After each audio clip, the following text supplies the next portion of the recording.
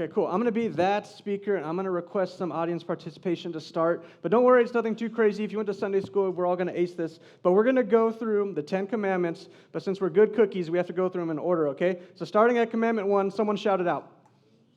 Oh, no. You shall have no other gods before me. Great. Number 2, shout it out. No idols. Okay, number 3. Oh, someone said it. Okay, I think a few crusties out there said it. Let's get some newbies saying it. Okay, yeah, don't take the name of God in vain. Okay, commandment number 4. Sabbath day. Yes, commandment number 5. Okay, this is when it gets actually kind of tricky. Commandment number 6.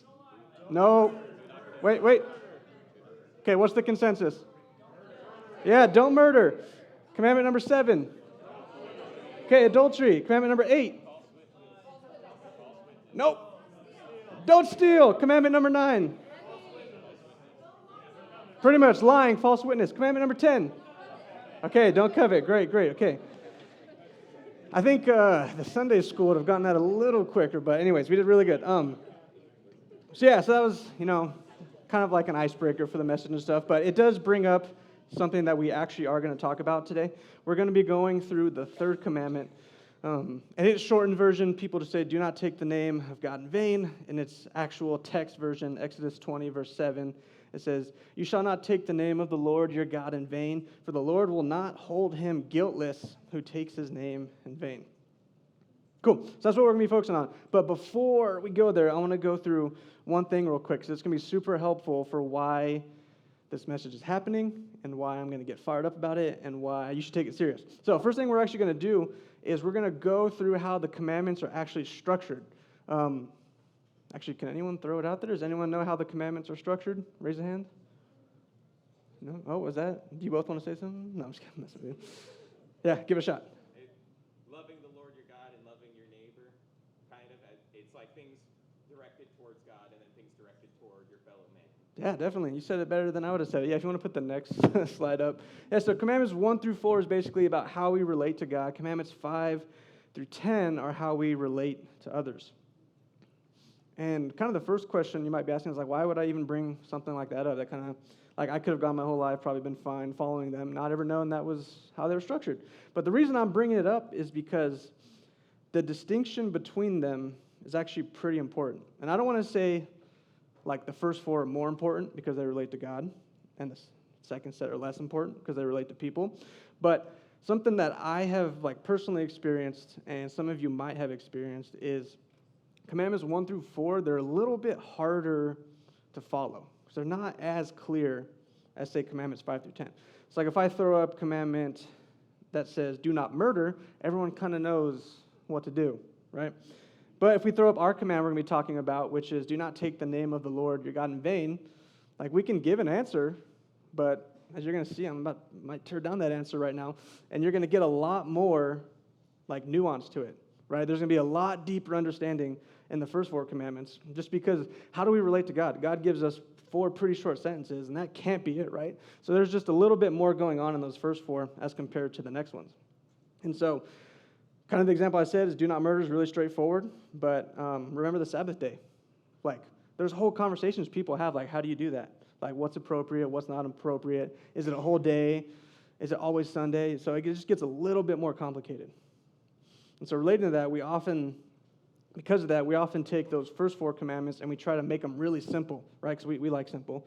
Do not murder, do not steal. Those are pretty easy to follow. But we'll take something like honor the Sabbath, and we'll just say, just take a day off. You really think when they wrote the Bible and they said honor the Sabbath, they were like, yeah, just take a day off. It's not that big of a deal.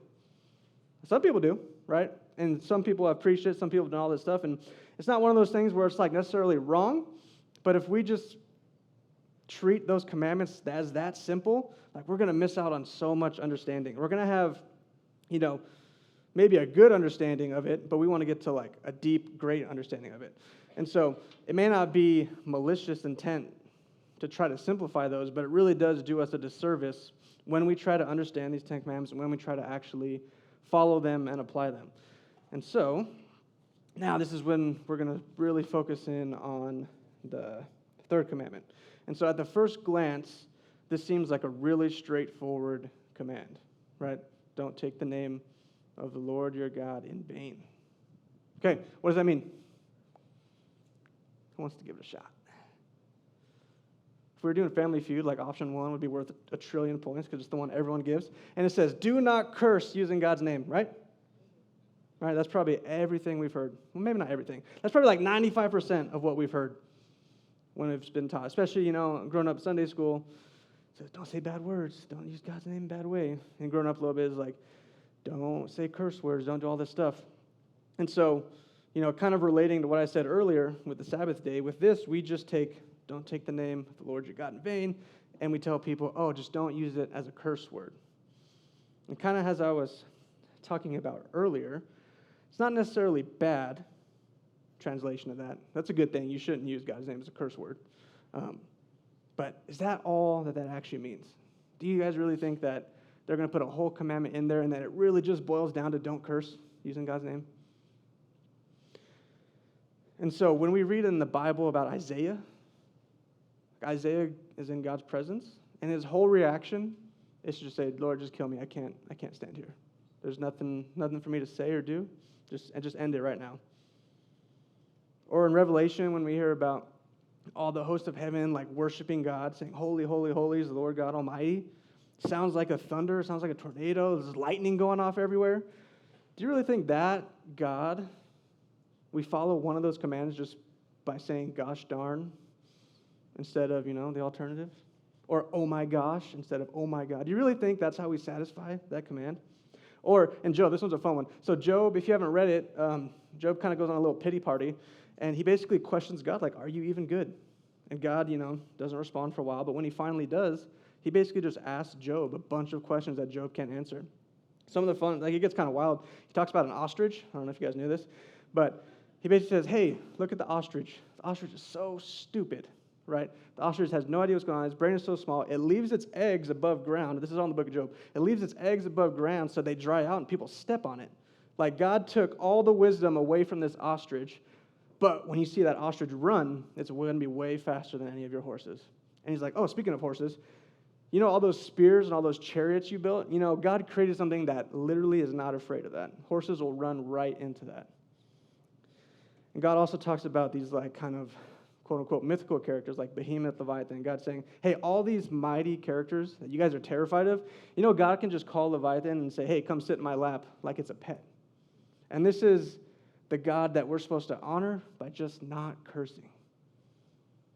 We take his name in vain when we curse. So all we have to do to not take his name in vain is to not curse. Like I said before, this is not, hopefully you guys can see that's kind of rhetorical. But like I said, this is not necessarily a bad understanding. I'm not going to dock you any points for saying don't curse. But it's a little juvenile, right? If we want to fully understand these commandments, if we want to fully understand specifically commandment number 3, we can do a lot better job meditating on it. Because one, it's going to convict us to be more appropriate with God's name. That's always a good thing. But also it just gives us a greater understanding of why God would actually say something like this. So that's what we're going to do. We're just going to dig pretty deep into commandment number 3 tonight. And one of the first things I want to note about the commandment is that there's a little quote-unquote extra material for it. And so some of the kind of more straightforward commands just says don't murder, right? There's really nothing you really need to say after that.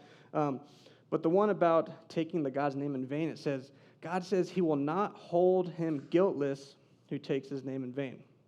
So you ask yourself, why does God take it that serious? Why does God not apply that same thing to don't murder? Hey, don't murder. I'm not going to hold you guiltless if you do. Now, that's not there. Hey, don't take my name in vain. I'm not going to hold you guiltless if you do. So hopefully by now you can see this is a deep commandment. It's a lot more than it just seems. And hopefully you're starting to take it a little more serious.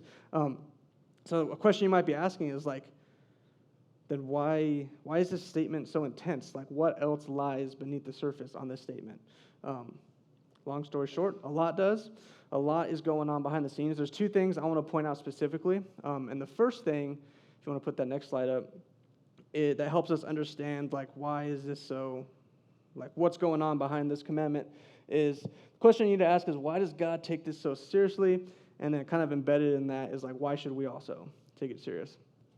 And what we're going to read, I think, may not relate one-to-one, but I think it gives a good example of why something like this would be taken so seriously. So if you want to put up Exodus 32, verses 11 through 13, sweet. And so a little backstory for this. Israel went out of Egypt. They went to Mount Sinai.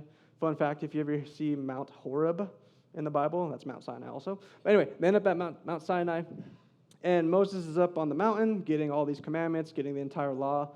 And meanwhile, the people are down there making a golden calf to worship, right? So big problem. And God basically just says to Moses, like, hey, hang on. Dude, these people, they're corrupting themselves. They're worshiping an idol. I'm just going to wipe them out, Moses. We're going to start fresh with you. Okay, similar to like the flood story. Wipe everybody, start with Noah. God's like, all right, we're going to wipe everybody, start with Moses. But Moses responds to him and saying, but Moses implored the Lord his God and said, oh, Lord, why does your wrath burn hot against your people, whom you have brought out of the land of Egypt, with great power and with a great mighty hand, or with a mighty hand? Why should the Egyptians say, with evil intent did he bring them out, to kill them in the mountains and consume them from the face of the earth? Turn from your burning anger, relent from this disaster against your people. Remember Abraham, Isaac, and Israel, your servants, to whom you swore by your own self and said to them, I will multiply your offspring as the stars of heaven, and all this land that I have promised I will give to your offspring, and they shall inherit it forever. And so, something in here is Moses isn't necessarily asking God not to punish them, because if you read, more into the golden calf story, Moses actually deals out a lot of punishment to these people. He's not asking God to hold back punishment. He's asking God, if you hold it back, God, if you destroy these people, what are the Egyptians going to say? That's kind of weird, right? Who cares about the Egyptians? We already got past them, right? We're already in the desert. They all died in the sea, so we're good, right? Moses is saying, no, God, if you do this, the Egyptians are going to be able to say all these things against you. They're going to say, oh, you just brought them out so you could kill them in the wilderness instead of letting us do it in Egypt.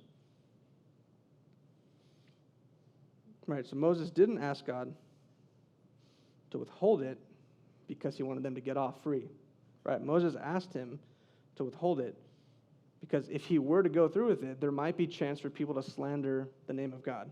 There might be a chance for the Egyptians to start saying all these, just quite untrue things about them.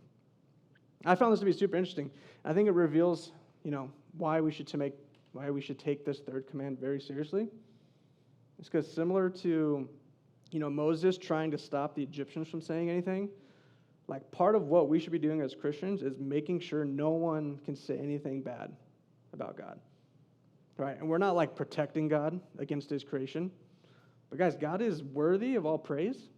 And if we actually believe that, we're not going to do anything so anyone can slander that if we actually believe that.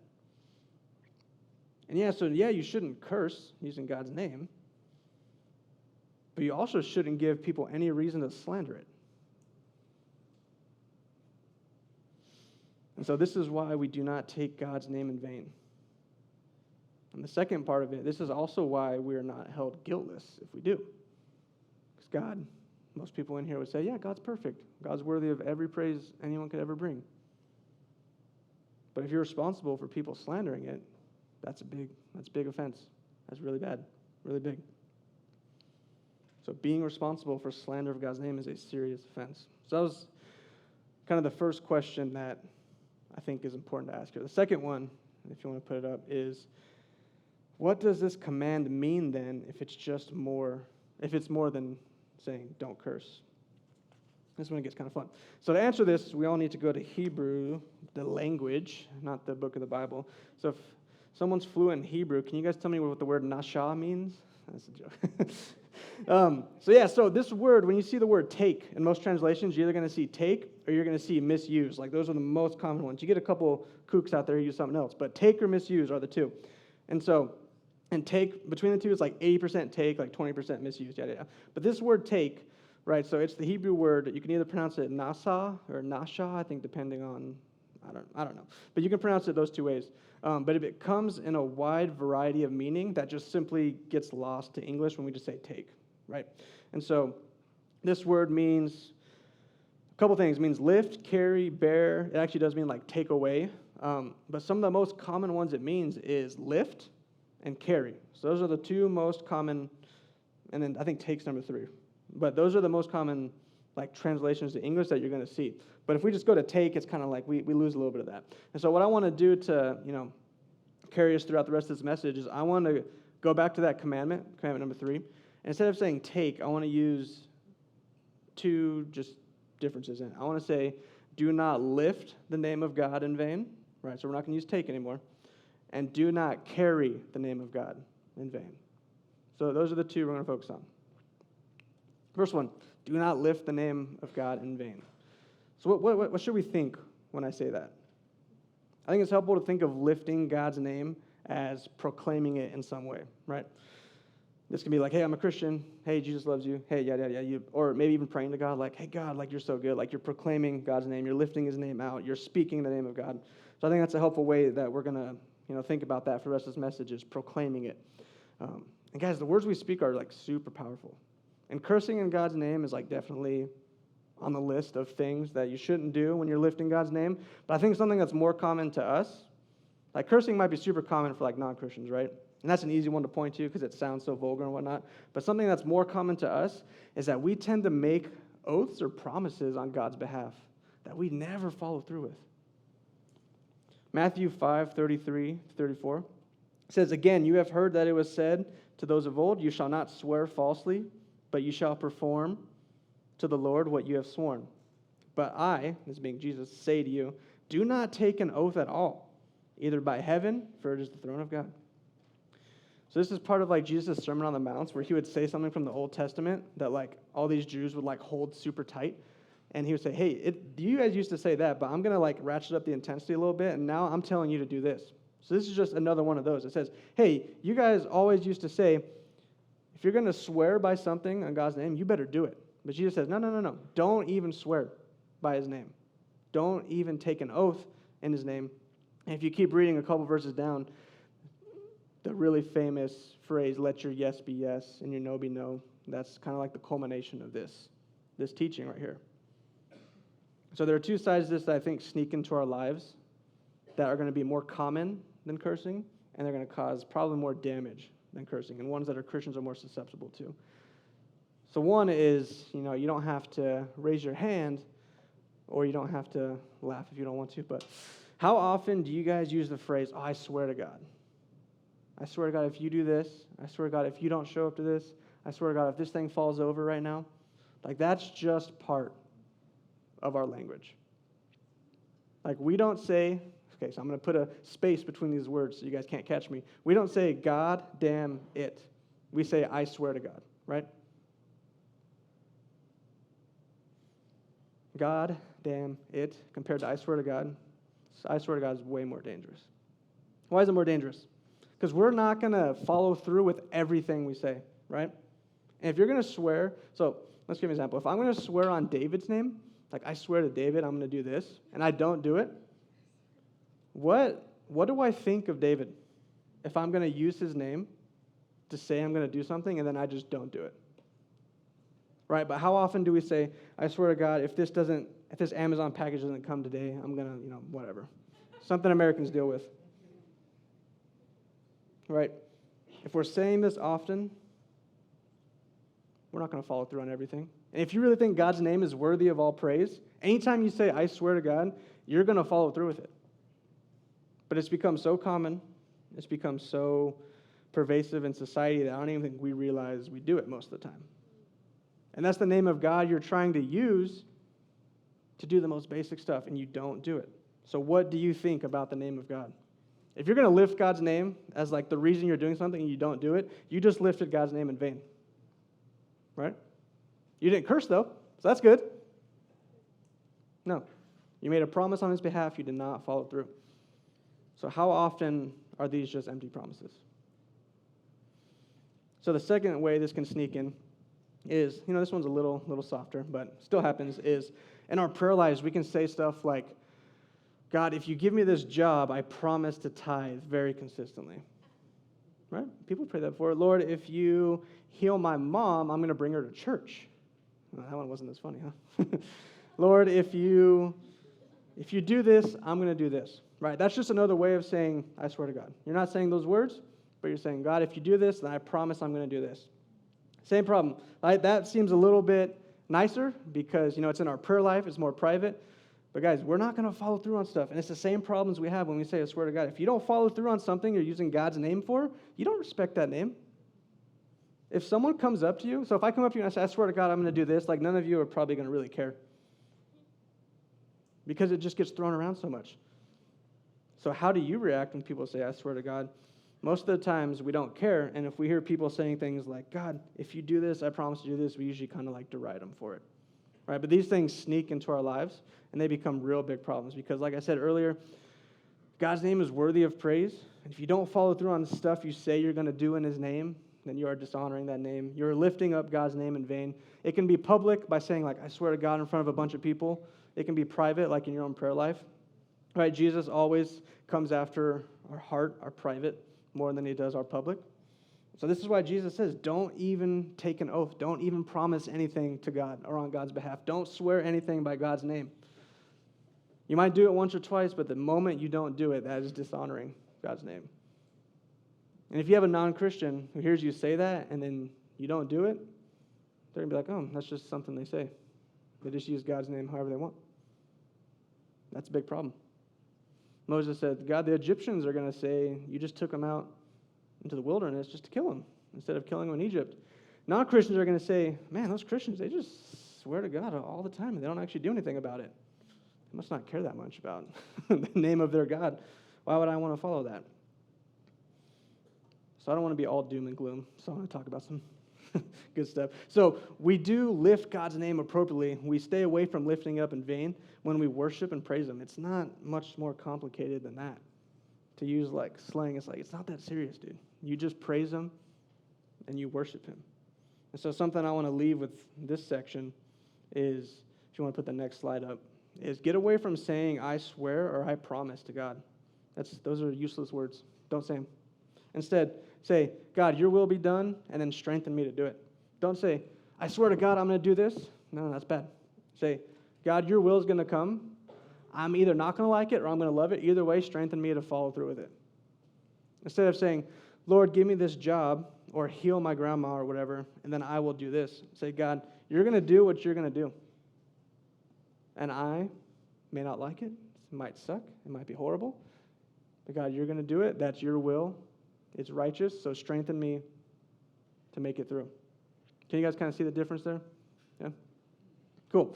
So, second thing, like we said at the beginning, to lift God's name in vain. The second one we're going to go through is to carry God's name in vain.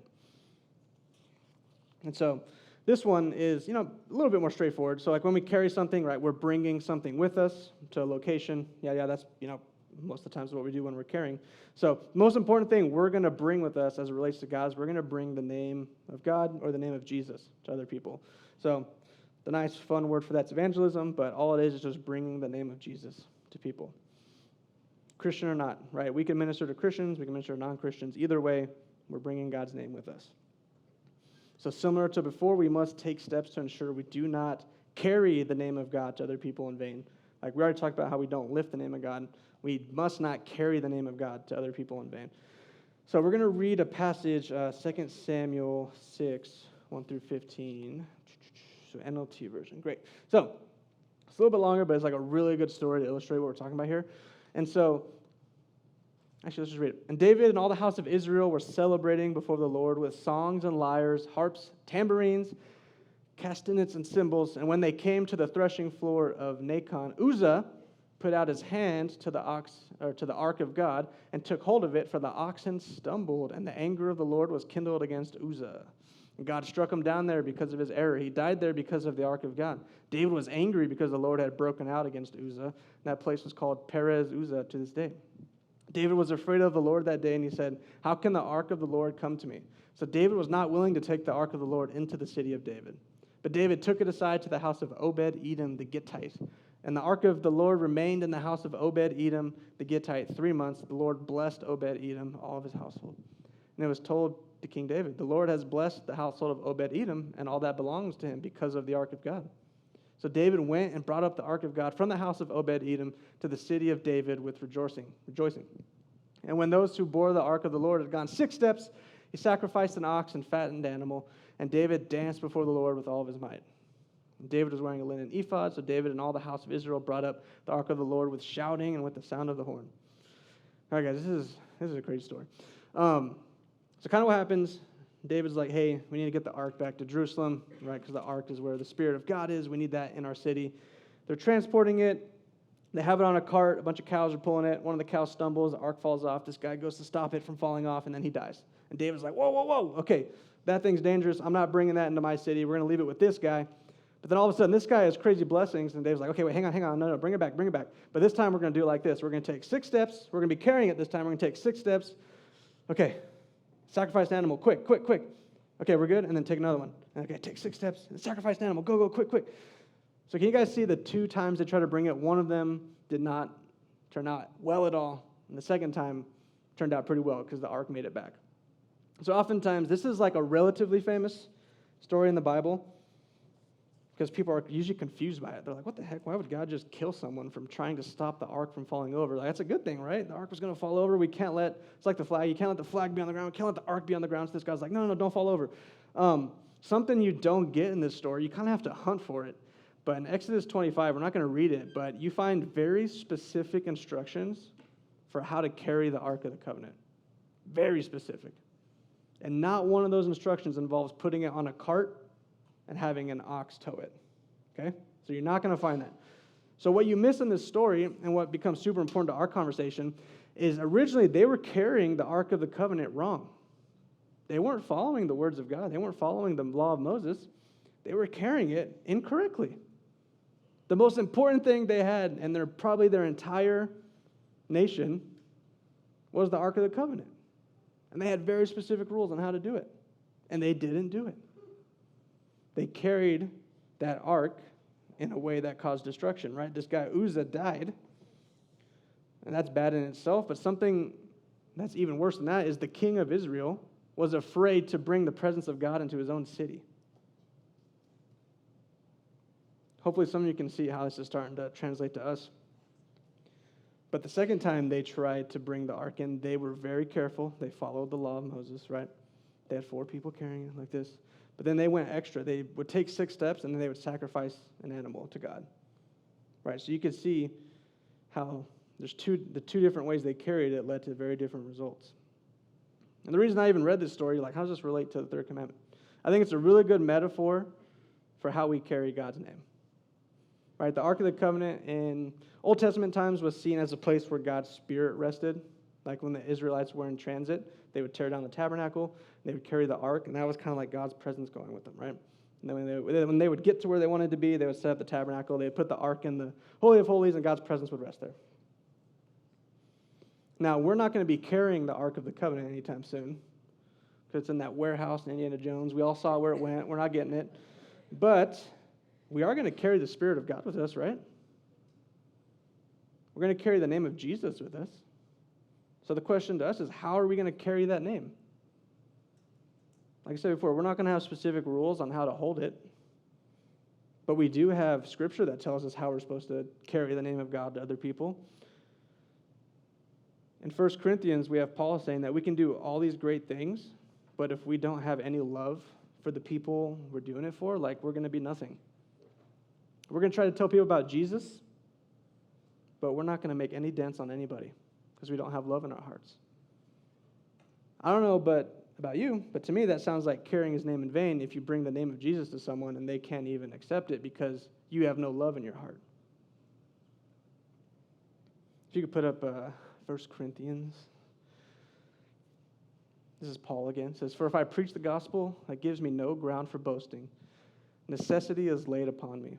Woe to me if I do not preach the gospel. For if I do this of my own will, I have a reward, but if not of my own will, I am still entrusted with stewardship. What then is my reward? That in my preaching I may present the gospel free of charge, so as not to make full use of my right in the gospel. For though I'm free from all, I have made myself a servant to all, that I might win more of them. To the Jews I became as a Jew, in order to win Jews. To those under the law I became as one under the law, though not by myself being under the law, that I might win those under the law." There's a lot of under the laws right there. "To those outside the law I became as one outside the law, not being outside the law of God, but under the law of Christ, that I might win those outside the law. To the weak I became weak, that I might win the weak. I have become all things to all people, that by all means I might save some. I do it all for the sake of the gospel, that I might share with them in its blessings. That's how you carry the name of God to people, right? This passage, it should prompt us to think about how many times we've tried to bring the gospel to someone, but we refuse to drop just the stupidest things, like our political beliefs, our like family culture we're comfortable with. You know, put your own things you refuse to drop in there. Guys, if we try to bring someone the gospel, but we can't lay down stuff that isn't even relevant to it, like we can argue all day long about if people should be offended by things I do. It doesn't matter. It doesn't matter. If you're bringing the gospel to someone, it is your duty to strip away everything about yourself that is not related to the gospel. If I'm ministering to someone and they require the extreme stuff from me, like, I'm going to do it. And I would challenge you to do it as well. Right? Because we don't want to give people the chance to profane the name of God because we won't give up something like political beliefs. Like, oh, these Christians, they're just too invested in this issue. If you give someone even the chance to say that, you need to reconsider how you're trying to bring them Jesus. Right? Because Paul said, to a Jew, I became a Jew, and to a free person, I became free.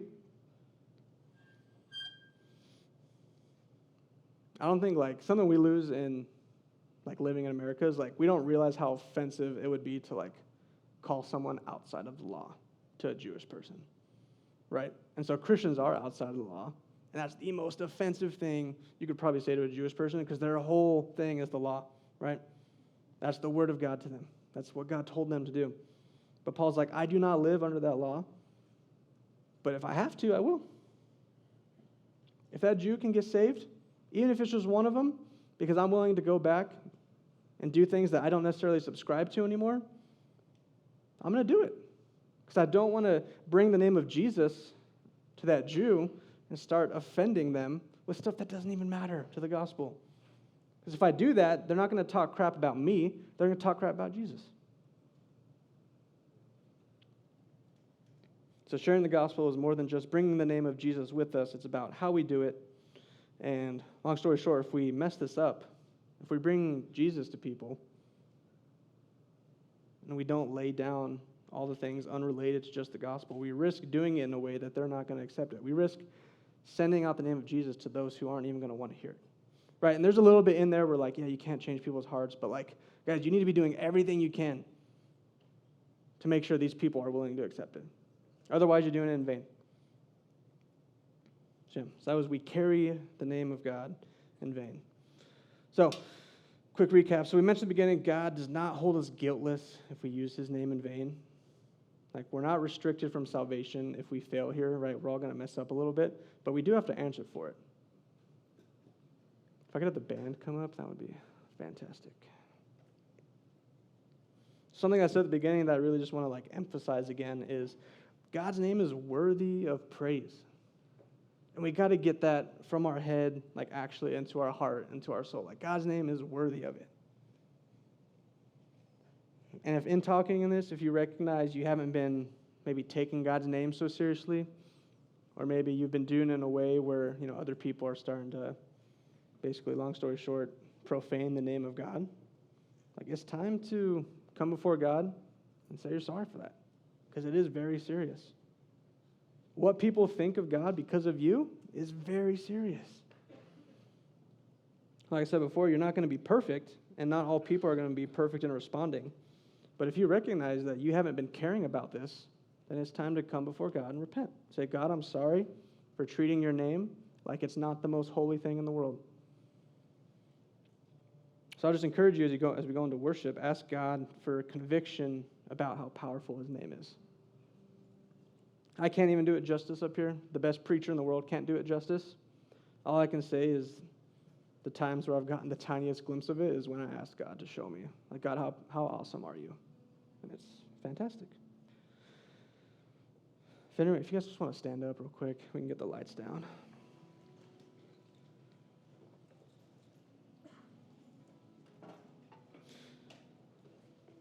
And so kind of last thing I want to talk about before we do worship is, remember, don't make any promises to God. Just don't do it. Don't give him these conditional statements. God doesn't care for that. Right, if you're a Christian, you've already given your heart to God. That's what God wants, right? But now that you're a Christian, God wants you to be in his kingdom, expanding it. He wants you to act out his will. So don't make promises that, God, if you do this, I'm going to do this. It doesn't work that way.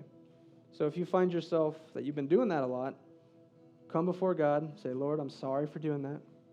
I'm sorry for being a conditional Christian. Lord, give me strength to follow out your will. I don't know what it is. I may not like it, Lord, but give me strength to follow out your will. All right, I'm going to just pray, and then we'll do some worship. God, just as we go into ministry, Lord, just let your presence fall here. Let it rest powerfully. God, we want to see how awesome you are. God, we want to understand what kind of name we're dealing with here. So, Lord, I ask you would start working on people's hearts to repent. God, the most beautiful thing about your name is repentance. So, Lord, would you just fill this place right now?